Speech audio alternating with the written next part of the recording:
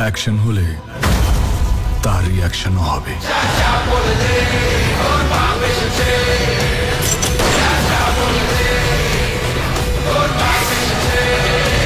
So guys, এখন আমি করবো খাদান সিনেমার ফ্রি ট্রেলার রিভিউ। এটাকে কাইন্ড অফ টিজার বলা যায়, টিজার 2।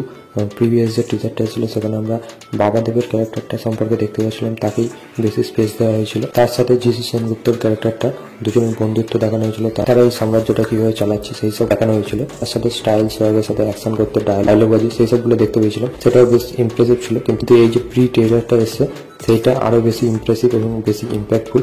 খুব বেশি দেবের যে ডায়লগ আছে তেমনটা নয়, কিন্তু শেষে যেরকমভাবে সে বলছে যে অ্যাকশন হলে তার রিয়াকশন তো হবে। ফার্স্ট টিজারে যেরকম অ্যাকশন ছিল তার তুলনায় সেখান থেকে সম্পূর্ণ আলাদা, এবং এটা ছেলেদের বলছে যেহেতু তার বলার ধরনও অন্যরকম। যিশু সেনগুপ্তকে দিয়ে শুরু করা হচ্ছে, তার যেরকম ডায়লগ ডেলিভারি সেই সবগুলো খুবই ভালো লাগছে, এবং সেটা এই ওয়ার্ল্ডটাকে আরো একবার নতুনভাবে স্টাবলিশ করছে।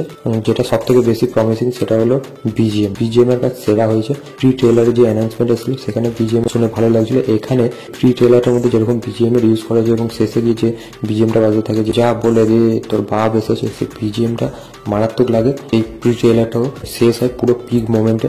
তার ক্যারেক্টারটাকে যেরকম ভাবে দেখানো হচ্ছে তার মধ্যেও তার বাবার যে সিগনেচার স্টাইল ছিল সেই সবগুলো একইভাবেই আছে, সেইগুলোকে সেরকমভাবেই সে স্টাইল সোয়াগ অ্যাটিটিউড দেখায়।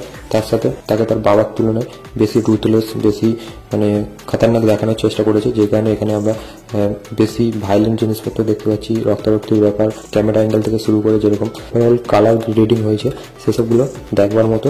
তার সাথে ভিজুয়ালিও যে একটা গ্র্যান্ড সিনেমা আছে সেটা প্রমিস করছে। এবং এই প্রি ট্রেলারের মধ্যে ইদি কাপালকে জায়গা দেওয়া হয়েছে, তার সাথে যেরকম রোমান্টিক ট্র্যাকের দৃশ্য দেখতে পাওয়া গেল, সেখানে দুজনের কেমিস্ট্রি ভালো লাগছে। এছাড়া এই ট্রেলারের মধ্যে প্রচুর ক্যারেক্টারকে দেখানো হয়েছে, প্রত্যেককে অল্প অল্প সিনে স্পেস দেওয়া হয়েছে। সেখানে দেবের যে আগে বন্ধুর রোল করতো রংবাজ, আরো নানান সিনেমায় পার্থসারথী, তাকে দেখা যাচ্ছে।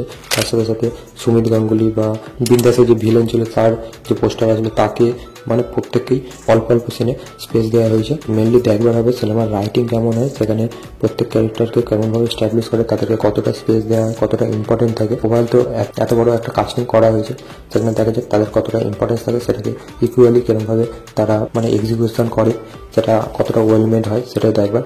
তো এই পিটি ট্রেলারটাও খুবই প্রমিসিং বেরিয়েছে, এবং আমার ফার্স্ট টিজারের তুলনায় এটা আরো বেশি ইম্প্যাক্টফুল মনে হয়েছে। ফার্স্ট টিজারে বাবাদেবকে ইন্ট্রোডিউস করানো হয়েছিল, এই পি ট্রেলারে বা সেকেন্ড টিজার বলাকে ছেলেদেরকে ইন্ট্রোডিউস করানো হলো। মেবি যখন ট্রেলার আসবে সেই ট্রেলারে আমরা দুজনকেই দেখতে পাবো ইকুয়ালি। দেখা যাক সেটা কতটা জমজমাট হয়, এবং যিশু সেনগুপ্তকে দেখে তো ভালো লাগছে। দেখা যাক সিনেমার মধ্যে তার ক্যারেক্টারটা কিরকম আর্ক থাকে, সেটা কতটা ফুটে আসে স্ক্রিনের মধ্যে, সেটাই দেখবার। এখনো অব্দি সিনেমার যা যা এসছে এক্সাইটেড লাগছে, এবং সিনেমার থেকে একটা এক্সপেকটেশনে তৈরি হচ্ছে। দেখবার হবে সিনেমাটা যখন রিলিজ হবে তখন সিনেমাটা সেই এক্সপেকটেশনটা ফুলফিল করতে পারে কিনা। তো এটাই আমার ওভারঅল ওপিনিয়ন। আপনারা যারা দেখেছেন তাদের কি ওপিনিয়ন অবশ্যই কমেন্ট করবেন, আর যদি কেউ না দেখে থাকেন অবশ্যই রেকমেন্ড করবেন। ট্রেলারটা ইউটিউব চ্যানেলে গিয়ে দেখুন, দেব এন্টারটেইনমেন্ট ভেঞ্চার্স বা সুরেন্দ্র ফিল্মসের ইউটিউব চ্যানেলে চলে এসেছে। তো এটাই আমার ওভারঅল ওপিনিয়ন। আমার এই ভিডিওটা ভালো লাগলে লাইক করুন, শেয়ার করুন, চ্যানেলে নতুন চ্যানেলে সাবস্ক্রাইব করে দিয়ে দেবেন। Till then by.